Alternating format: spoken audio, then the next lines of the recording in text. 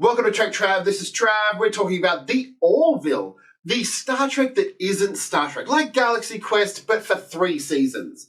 I hope you sit back, like, comment, and subscribe. Let's talk about it.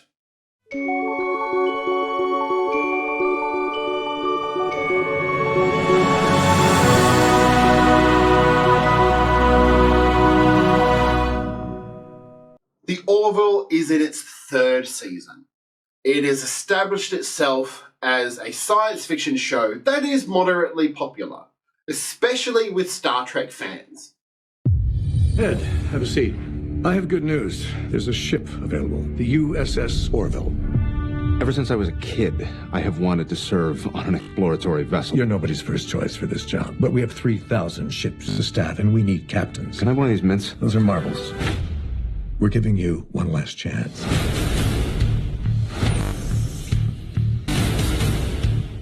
I just want to say I am thrilled to be your new captain. I want this to be an efficient ship, but also one that you're glad to be serving on. Lieutenant Commander Bordas, your entire species is male, isn't it? That is correct, sir. Probably not a lot of arguments about moving the toilet seat up and that kind of thing, right? Mocklins urinate only once per year. Really? I'm up 2-3 times a night. That is unfortunate. It is. But does that mean that it's good Star Trek? My thing is the stories, the stories can be amazing. They're not original, but they're amazing. Now, a lot of the problems within the Star Trek franchise at the moment is people not dealing with their nostalgia issues. They want the show to be like they remember 30 years ago.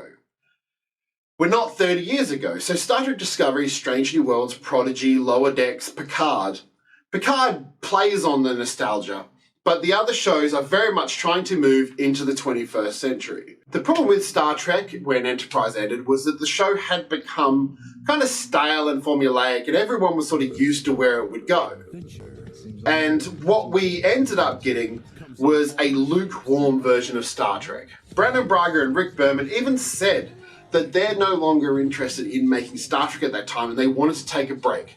Rick Berman citing franchise fatigue, Brannon Braga saying he's burnt out. Then Brannon Braga comes back to write for the Orville, and he's just writing Star Trek again, but without the limitations of canon. So I get why he was interested in working on Star Trek. It makes a ton of sense. I don't get why people hold the Orville in such high esteem. Star Trek Discovery had a few teething problems. Its production team obviously changed. They changed some designs on things. A lot of these, if you watch a lot of stuff on YouTube, is due to Brian Fuller wanting to create a more alien and a more unique Star Trek TV show. The Discovery changed course in Season 2 and very much changed course in Season 3 and 4. Star Trek Strange New Worlds is a return to the old with a little bit of spice of the new Star Trek Kelvin films. Strange New Worlds is the original series but updated for now. Picard tries to grab your nostalgia by the balls, essentially, and it doesn't always succeed, but it is the future, it is the show progressing. Strange New World is a harken back to the past while giving it tonally a progression of how the show looks. Discovery is the same. Lower Decks is appealing to a younger demographic. Prodigy, an even younger demographic. And what they're doing is trying to build an audience around a show so you can watch these different types of shows. The old shows, the new shows, the animated shows, and you can go, this is all Star Trek to me. But the Orville is doing the opposite. The Orville has taken an already established concept, which is the TNG era of Star Trek, then adding a parody to it, which we've already had. We've had Galaxy Quest. And then we're getting Seth Macfarlanes trying to put a spin on it. And in the first 2 seasons, particularly the first season, this spin was humour and more realistic character reactions and emotions. What we do get is a show that goes from comedy to being serious moderately fast. There's still a bit of humour in there. There's kind of a bit of humour in TNG era of Star Trek, but it's not great. And we get a show that is essentially TNG, but without the reins of 50 years of Star Trek history. Seth MacFarlane did this with Family Guy. He took The Simpsons, and he spun it on its head, made it a little bit dirtier, made it a little bit more upbeat, and then it got popular. We act like we didn't take a lot from The Simpsons. We took a lot from The Simpsons. Damn it. Took a while, a couple of cancellations. He did Ted, the buddy comedy, but they're stoners, and one of them's a teddy bear, so it's amazing. He'd already seen success with a non-human character, e.g. Brian or Roger from American Dad, another show he copied the format from The Simpsons, but with more extreme humour.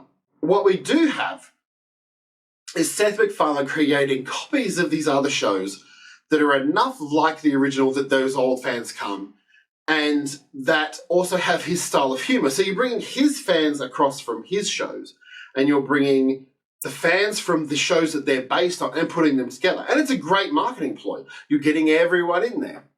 But is it Star Trek? And my answer is it's Star Trek, but it's Star Trek from 30, 35 years ago. The world has to move on, the world has to change. And the Orville, although obviously computer graphics are a million times better now, the Orville isn't a progression of anything. It is just 35 years ago Star Trek made now. Strange New Worlds is a progression. Technology-wise, storytelling-wise, Strange New Worlds is Star Trek when it learned that it needs to be a bit more Star Trek after Discovery and Picard. Discovery is Star Trek for a modern audience, a younger audience, 15 to 25, who love expressing their feelings and working on themselves. Picard is about the older fans coming in and going, I love Picard and TNG and they're amazing, but they did it a different way in that they continued Picard's story and tried not to tell the same things over again. Next season, we will get the original TNG cast back, and I feel that is a little bit of a fall to the nostalgia of the Picard series.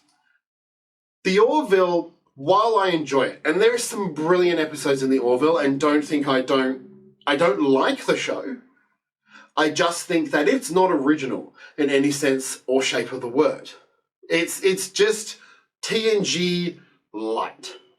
It's the things they couldn't do on TNG with the writer and producer of TNG and Enterprise, and some of the behind-the-scenes team. So it's nothing new. I wonder what people actually think about the Orville when they take a long look at it. Do they think that it's an original show that does amazing things and takes the concept of a ship flying into outer space, seeking out new life and new civilizations to a new level? Or do they think it's just a copy of Star Trek with a little bit of funny in it? And that's what I want you to answer. Because I like the Orville. I love Star Trek, hence Star Trek YouTube channel. Subscribe. The Orville, the ship looks okay. It's very Enterprise-ish, it's very Star Trek-ish. Even the colouring. The uniforms are very Star Trek-ish, he's just flipped some of the colours. It's just, I feel like Orville has some great stories, but there's just a blatant copy still. And I wish that they would branch away from that. What do you think? Make sure to like, comment, and subscribe. Come back for more videos. This is my first one talking about another sci-fi show with Star Trek in it, because I will always do that.